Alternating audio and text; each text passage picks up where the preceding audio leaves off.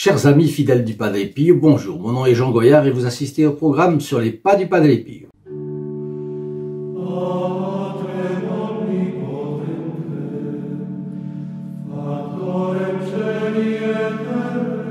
Eh bien, nous nous retrouvons une fois de plus autour de notre bon Padre Pio et pour parler de lui, pour parler de ce qu'il disait, ses paroles sont pleines de sagesse, bien entendu.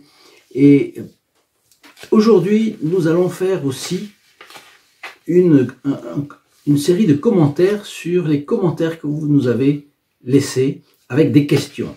Et donc, je vais cette fois-ci essayer de répondre à quelques-unes de vos questions. Par exemple, Christophe me pose la question suivante. Comment vaincre le démon plus précisément? Alors, oui, la question est la suivante. Je sais qu'on aimerait avoir des solutions immédiates. Mais je crois qu'il faut se convaincre que dans ces matières, et comme beaucoup de choses dans la vie, il n'y a pas de bouton magique. Il n'y a pas de bouton magique. Pourquoi? Ce serait trop facile. Et puis il n'y a pas de magie dans la religion catholique. Si quelqu'un voulait faire les deux, la religion catholique, pratiquer la religion catholique et un petit peu céder à la magie, ça ne marche pas. Pourquoi ça ne marche pas? Parce que on ne peut pas cultiver l'eau et le feu en même temps. Et de plus, il faut savoir que dans la Bible, dans l'Ancien Testament, il est bien dit que notre Dieu est un Dieu jaloux. C'est-à-dire que lorsqu'on a la chance, la grâce plutôt, quand on a été choisi par le bon Dieu pour faire partie, pour recevoir le baptême et faire partie de l'Église catholique, apostolique, romaine, là est notre trésor. Et il n'y a pas à jeter quelques petits grains d'encens à des faux dieux, n'est-ce pas? Bon. Alors, c'est un peu comme un sportif. Les sportifs s'entraînent beaucoup, se mesurent entre eux, font de gros sacrifices. Vous savez que les sportifs font un régime alimentaire, il ne faut pas grossir, il ne faut pas non plus trop maigrir, etc. Il faut s'entraîner, il faut faire des sacrifices. Il y a énormément de sacrifices à faire si on veut gagner quelque chose, une compétition sportive. Et finalement, il sacrifie à ce qu'il veut, c'est-à-dire gagner en natation, en tennis, bon. Mais on dit que le sportif vaut vraiment ce qu'il vaut dans les mauvais jours. Parce qu'on peut avoir des meilleurs jours, des moins bons jours, mais il faut que même les mauvais jours soient suffisamment bons pour résister à la concurrence. Donc, un catholique, lui, ne peut pas avoir de mauvais jours au point de commettre un péché mortel. Parce que là, il perd la grâce de Dieu. Donc, en réalité, on ne va pas choisir de faire souffrir notre Seigneur Jésus-Christ. Et c'est la raison pour laquelle il faut non seulement se tenir éloigné du péché mortel, mais aussi du péché véniel volontaire. Bien sûr, l'Écriture dit le juste pêche 7 fois par jour, parce que bien entendu, par inadvertance, on peut pécher véniellement.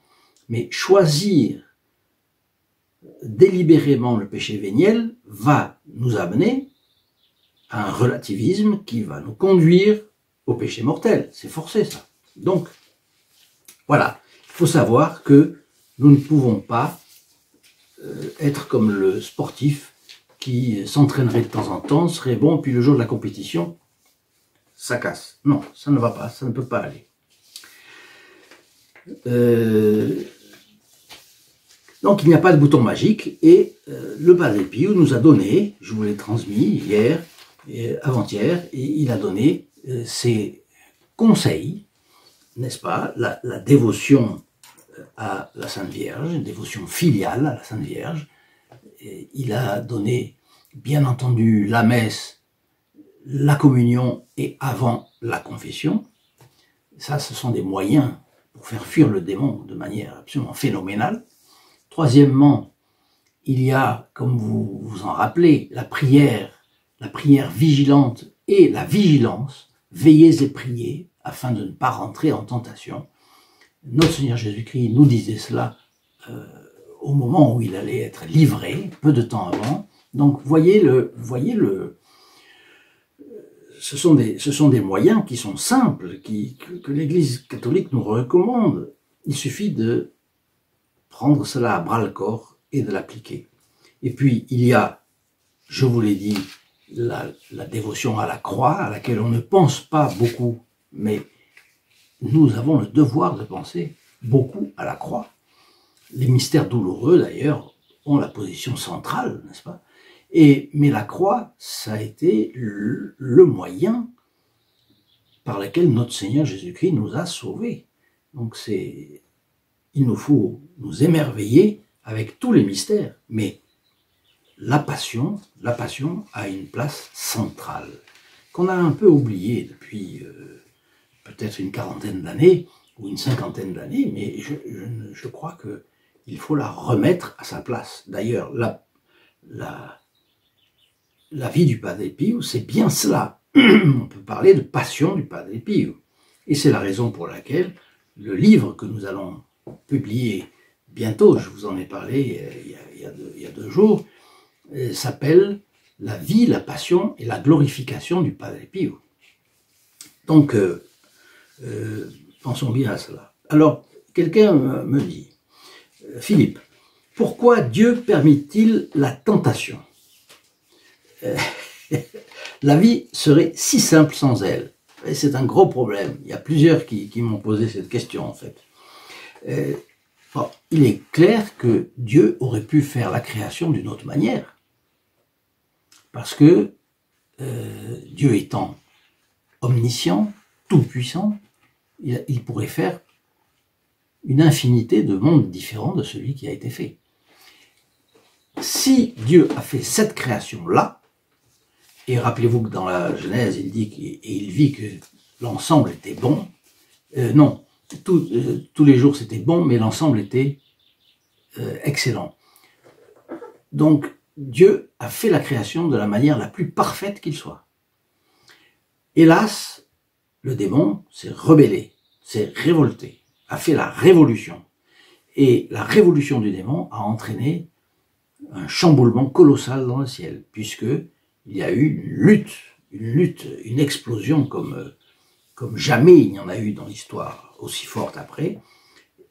Les anges rebelles contre les gens se sont révoltés et Saint Michel avec les anges fidèles ont provoqué un choc absolument phénoménal. Donc voilà que les choses changent à ce moment-là. Et il y a le péché originel, puisque le péché originel a fait un bouleversement dans la nature. Donc, à partir du moment où c'est comme ça, et d'ailleurs vous pouvez imaginer, la tentation était une épreuve pour Adam et Ève. Ils étaient destinés à ne pas céder à cette tentation. Et ils l'ont fait. Ils ont commis le péché. Donc, nous pouvons bien penser que, en réalité, même s'il n'y avait pas eu le péché originel, il y aurait toujours eu une épreuve pour les hommes. Parce que l'épreuve, c'est la preuve d'amour. Bien passer une épreuve, c'est donner une preuve d'amour. Donc, quand on ne comprend pas quelque chose en Dieu, à propos de Dieu, ou dans l'Église, eh bien, il faut faire confiance. Il faut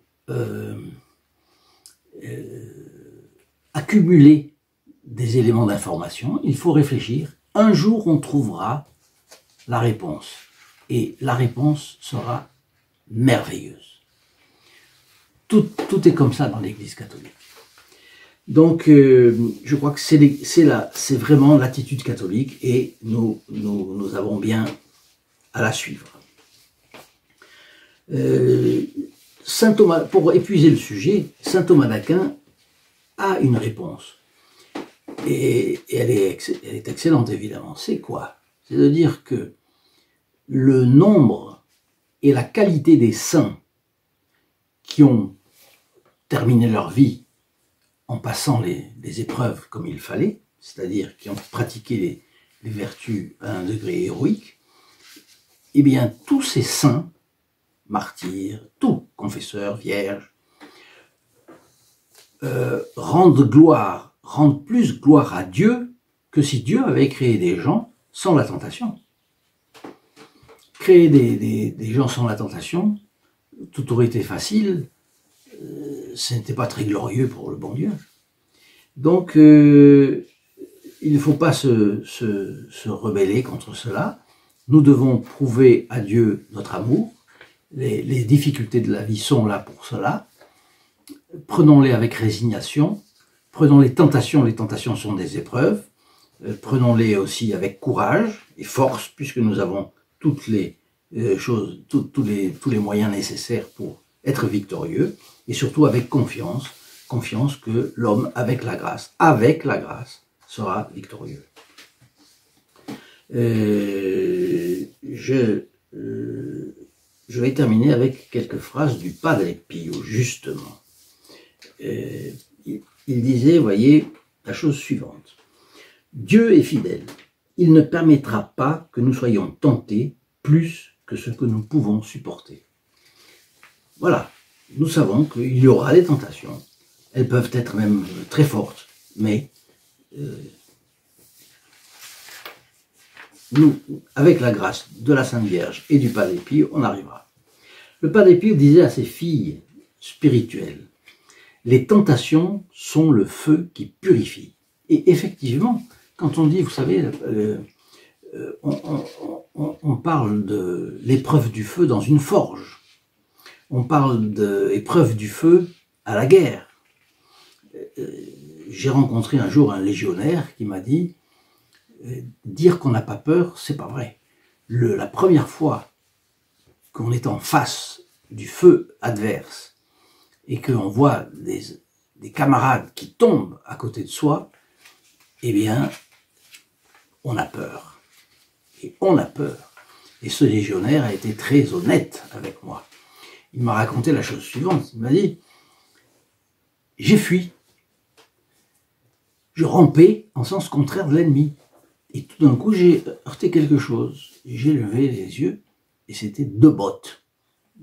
J'ai regardé et c'était l'adjudant qui savait qu'il était jeune. C'était la première fois qu'il allait au feu. Et il savait que, en général, c'est pas toujours le cas, mais ce sont des gens qui deviennent courageux après. Ils sont là, mais la première fois, la peur est tellement grande qu'il a fui. Évidemment, qu'est-ce que fait le supérieur dans un cas comme ça? Il l'a renvoyé au combat et là, il a fallu affronter les balles ennemies. Nous sommes un peu dans une situation semblable. Le Padre Pio disait aussi la chose suivante. À première vue, il semblerait que les tentations fortes souillent plutôt qu'elles purifient l'âme. Parce que le démon peut avoir recours à des fantasmagories qui terrorisent, qui font voir des choses mauvaises, des choses qui vous abattent, qui vous en découragent. Aujourd'hui, malheureusement, il suffit de prendre le journal pour s'en rendre compte. Bien. Mais il dit, ce n'est pas vrai. Les tentations sont comme le savon sur les vêtements. Au début, il semble les tacher, mais en réalité, le savon les purifie. Voilà de très jolies choses du Padre Pio. Et je terminerai avec cette phrase du Padre Pio. Ah, Dieu en soit remercié. Il a placé la cause de mon salut et de mon ultime victoire dans les mains de notre Mère Céleste. Protégé et guidé par une si tendre mère, je continuerai la lutte aussi longtemps qu'il voudra, plein de confiance dans cette mère et certain de ne jamais succomber. Vu de notre terre d'exil, comme l'espoir de la victoire semble lointain. Mais pourtant, d'un autre côté, vu depuis la maison de Dieu et sous la protection de cette sainte mère, comme il est proche et certain.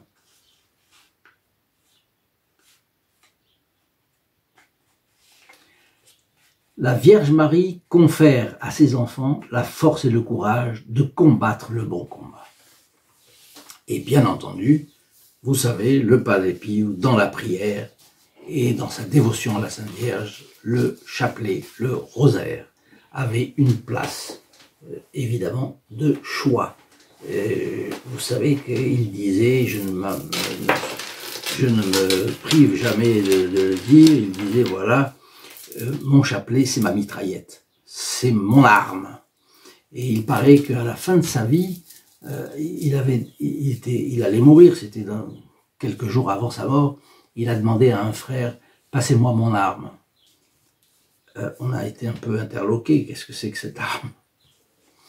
Mais où dans mon habit, dans la poche de mon habit. Alors, parce qu'il l'avait aidé à se déshabiller, tellement il était fatigué. Et donc, le frère va là, il plonge la main dans l'habit et il dit non, il n'y a rien, voyons, il n'y a que le chapelet. Eh bien, amenez-moi, amenez-le-moi, c'est mon arme. Donc ce frère-là ne savait pas cela. Mais vous voyez comme c'est intéressant d'avoir cette idée bien ancrée. Voilà. Et la dernière chose que j'avais à dire, c'est un commentaire intéressant. C'est Chris. Il me dit, le diable existe et je l'ai rencontré également, puisqu'il m'a attaqué très souvent lors de mon sommeil, et c'était très violent. Rien à voir avec des cauchemars. Je tenais à vous dire que, depuis le 25 mai, anniversaire du Padre Pio, si je ne me trompe pas, je me suis inscrit dans le groupe des protégés du Padre Pio, et depuis ce jour-là, je prie beaucoup plus, et malgré mes péchés, je n'ai plus eu d'attaque jusqu'à aujourd'hui. Et cela fait maintenant 9 jours. Je croyais qu'il fallait que je vous le signale, ça me paraît très important. Et pour moi, forcément, je me sens libéré d'un énorme poids, car c'était vraiment très difficile à vivre. Aujourd'hui, je peux enfin prier sereinement, vivre ma foi pleinement, et tout ça sans me faire attaquer. Et je peux vous dire que ça n'a pas de prix.